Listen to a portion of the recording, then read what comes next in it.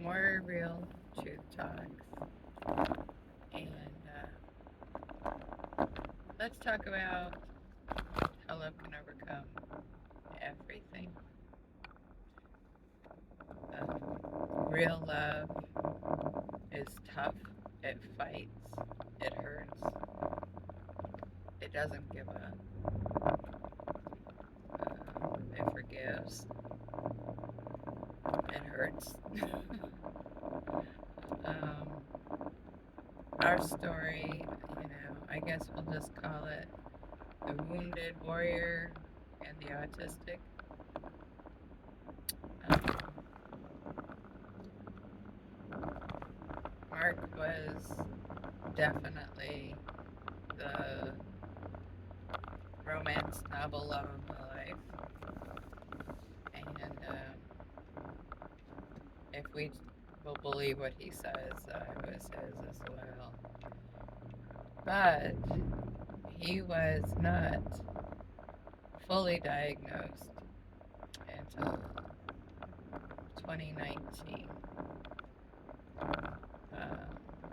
100% permanent and totally PTSD disabled. That's 100% PTSD. Y'all, I will tell you, look up what the criteria is to be, for a vet, to be labeled 100% permanent and totally. That means like totally PTSD um, disabled. On top of that, he was 70% heart related disabled. So, if you, that was just his physical. And that was what he had gotten, was like 60, 70% heart. And we started off with 70% disabled. They sent us a letter taking him from 70 to 100%. We did not apply for 100% permanent and total. That to get that was probably at least 100 phone calls from him to the crisis hotline. He had suicidal ideation out the wazoo. When I read through his paperwork, they knew that he was an addict, alcoholic. Um, but, I didn't know that. None of his family knew it. They wouldn't believe it. But the VA knew it. It's paranoia. It's volatility. It's unprovoked bouts of anger, inability to follow directions. They're just unable to function in normal civilian settings. Not only was he the PTSD, but there's something that failure to or inability to assimilate into civilian life. And his stories, he will tell people like, I kicked him out, blah, blah, blah. No, no, no, no. I mean, I took the advice of the psychiatrist and we're like, okay, you got to get yourself together. Because not knowing that he drank like y'all all the time, he finally at the end of his life told me where he had things stashed. And talk about creative. And the man could lie straight faced. I mean, I guess once you go through how to be a prisoner of war, and he was excellent at it, interrogations. But he was paranoid, super paranoid, um, very controlling. And this is in his personal love relationship. Highly suspicious. of everything. Um, he was so suspicious and paranoid that we could be in the same house all day long. In the same house all day long. Sorry, I had a little interruption. All day long together. I would get up to go to the bathroom, and God forbid I took my phone. Because in that 5 minutes, I wasn't allowed more than 5 to 10 minutes. I was calling somebody, I was messaging somebody, etc. and so forth. And I learned later, much later, that he didn't believe anything I said because he had hidden files on his phone. He knew how to, you know, manipulate timestamp, not timestamps, whatever. You know, he would call, message from hidden files, and then he would delete things. He knew how to do things I did not know existed. Um, and he would literally interrogate me for hours. So I'd go to the bathroom and I'd come back, you know, 5 minutes, God forbid, you had to do more. You were gone. I was gone longer than that, and it would be an hour or more interrogation about what I did when I was in the bathroom. Who was I talking to? Who was I sending messages to? Um, and it was even to the point where I'd be like, I have sat here next to you all day long, right?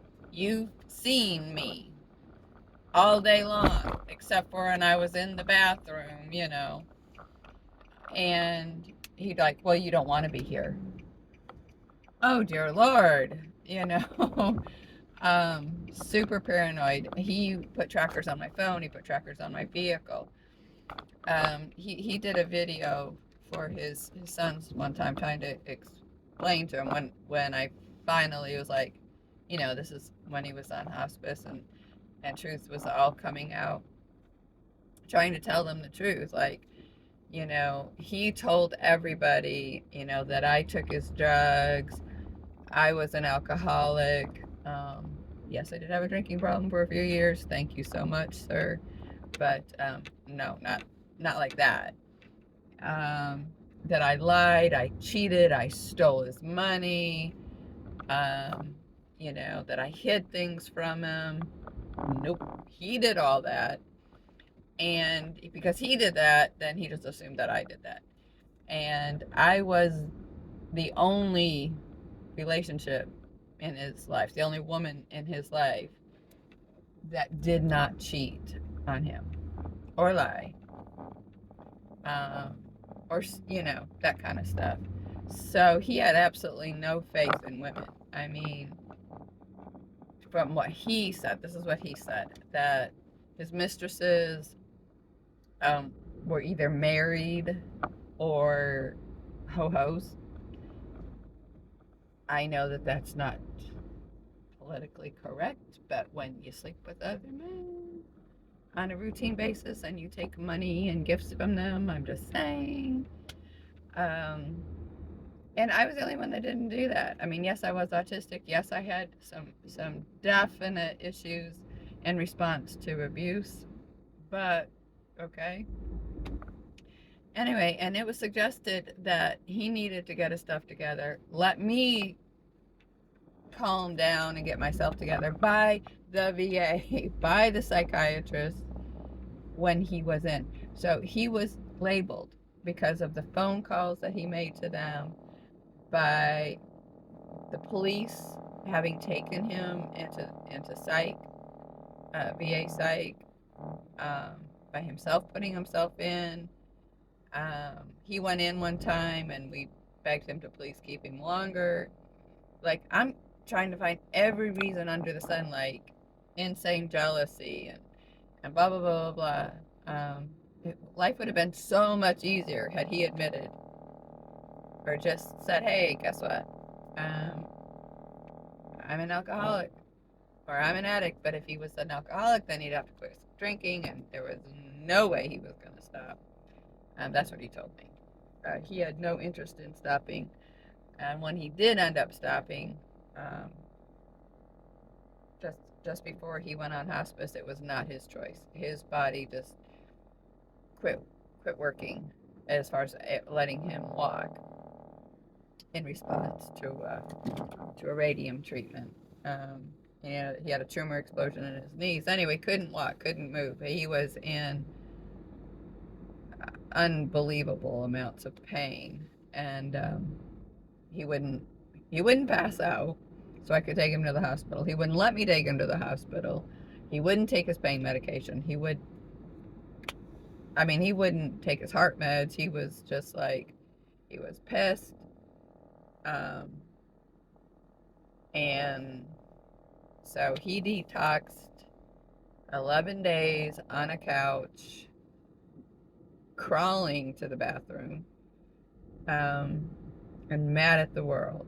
He always had a chip on his shoulder. So, and yeah, eventually, I adored that man, and I loved him. I was angry, I was frustrated, I was scared, um, because he wouldn't say he tried to kill me. He hurt me. You get grabbed by the throat, you're thrown across the room, um, you get bruised up, get stalked, called a liar. Just a lot of crazy. And I was frustrated. And yeah, life was more peaceful when he wasn't around. But I missed him. Always missed him. Um, I don't know. We were just connected. He was alive in the world no matter where he was. I knew he was there. I could feel him. It was weird. And I always knew when something was up. I didn't know what it was. Um, and I would know when he was in trouble. Um, I, I would call the police and find out where was he. Suicidal ideation out the wazoo. So when you look at all of that, um, yeah, he was definitely a wounded warrior, and his mind wasn't right. Um, he'd been part of MK Ultra, and I really do believe somewhere in his head he was kind of programmed to self-destruct and to destroy anything he cared about because it might hurt him. In fact, he told me many times, apparently, looking back, was he'd been drinking and or on pain meds.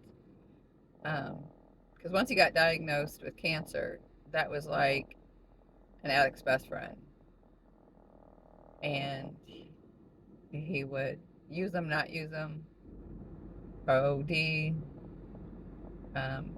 bought fentanyl off the street, went to Suboxone clinics, methadone clinics, um, and drank every chance he could.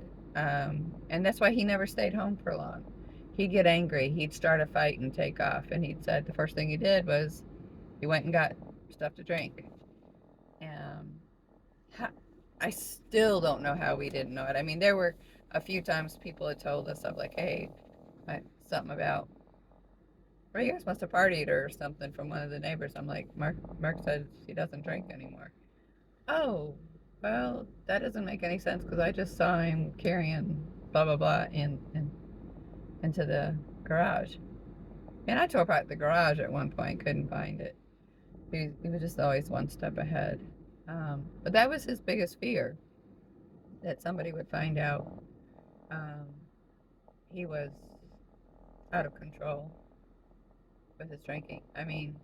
He'd go to his biological grandson's things and just never stuck around a really long time, I guess, because he needed to drink. Yeah. But, love overcame all that. Simply because, A, I'm a truth seeker and I wanted to know the truth. When when he asked me to marry him, and he made sure we got married. Like we got we did a um, civil service, which was for a while in the state we live in South Carolina. You could be common law, so I did that first. Then he convinced me because I didn't want to do it legal on paper. I was really afraid after I had found out some stuff. And he said, well, I'm a veteran, and I can take care of the boys, and I can't adopt them unless we're married. And he wanted to adopt them, um, and I wouldn't let him. I was like, no. Well, that didn't go well because it's like, why don't you want me to adopt them? But you want to be back with their dad, which no, because that was a polygamous relationship and it didn't work, and I wasn't okay with it. I mean, just polygamy gets to be yucky after a while, and I was third wife, so mm, yeah, it just wasn't a. And since polygamy, of course, is illegal, it was basically his mistress, right? Um, and I couldn't do it. I couldn't do it. Did it for 9 years and just wasn't working. Anyway, so I'm feeling like, oh my gosh, fine, rest. I mean, I love you. I'm going to be with you forever for the rest of our lives. Anyway, so okay. And we had, his dad, Mark's dad, and my brother-in-law co did the ceremony. And then he had two recommittals. One his dad did it. I think it was our first anniversary or just after. I mean, he so wanted to make sure we were married, you know. And but oh my God, it's so suspicious. So anyway, if you look all that up, now you're going to deal with an autistic who was my very first marriage was to a Luciferian who I did not know that until 7 years in, and then it took me another 13 to get away without somebody dying, and eventually it cost me my daughter. Um, and then the second one was a polygamous relationship. You know, Aspies or Aspians, as we female autistics sometimes call ourselves, aren't usually great when it comes to picking relationships or healthy people. So there we go. That was that. But I said, marriage, this is forever. You don't get out of this. And by the way, if you do cheat on me, because I guess I kind of knew he was going to, because I don't know. I don't know. He was just, he had before. He had never been faithful to anybody. Um, I don't, but in the end, love won. Uh, you've got to fight. It didn't mean that we didn't end up having to stay safe and that he wasn't allowed to come home. I mean, every single door in our house had a hole in it. Half of the walls were punched. Sometimes things got ripped off the hinges or holes in them. Placed a window or two. Yeah, I took an axe to the fence once. Just crazy, just crazy. But I loved him. He was my Sarge, and but in the end, persistence is key. Not giving up, staying safe. There's no guarantee if you separate that they will stay faithful to you. Uh, I'm going to tell you, most vets don't. I don't know if most vets don't. A lot don't, because I was in support groups for wives of veterans, PTSD, and I would say at least 90% of them had substance abuse issues, had abuse issues, and most of the marriages didn't last, and I was going to be darned if that was going to be him. And I was determined that he was going to see love, and that he was going to end up having a good relationship with God, not the F you don't care about me kind of relationship. Anyway, so in the end, love won because I refused to give up. I mean, there were times I did, kind of give up temporarily, and like, fine, go, whatever, you know. I never truly believed he was unfaithful. That was my dumb, because I always knew he wanted attention. I always knew he had attention. I knew he flirted like nobody's business, and but that was a shock for me to realize he had been in a 2.5 year on again, off again relationship. Um, Little side note: I'm a woman. Um, didn't work for her. Yeah, he couldn't perform. So sad. Not really. I'm really happy about that. And so that was, little TMI, but whatever. If you're a woman, you'll understand that. Um, but again, in the end, there was honesty, there was peace, there was transparency, um, there was gratefulness, and he died having a relationship with God. So